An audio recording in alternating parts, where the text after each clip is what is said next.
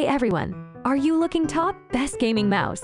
This choice for you. The best gaming mouse available is the Razer Viper Vault 2 Pro. It shares the same shape as previous models in this popular lineup, which makes it ideal for using a claw or fingertip grip. However, it's now significantly lighter and features Razer's updated Focus Pro 30 Kelvin sensor, one of the most accurate and consistent sensors we've tested. Additionally, its click buttons use optical switches designed to prevent double clicking and last longer than standard mechanical switches. While this version is significantly lighter and easier to move quickly, it lacks some of the features that characterized previous models in the lineup, including rubber side grips, RGB lighting, and side buttons on both sides. If you're more interested in weight savings, you may feel these changes are for the best. If you're more a fan of some of the legacy features and don't mind a heavier mouse, now is a great time to check out the previous generation Razer Viper Ultimate, which is currently available for cheaper than ever. Lastly, we couldn't forgive ourselves if we didn't mention the updated Razer Death Adder Vault 3 Pro as a possible alternative. It has the same internal components as the Viper Vault 2 Pro and is virtually the same weight. However, it's designed exclusively for right-handed users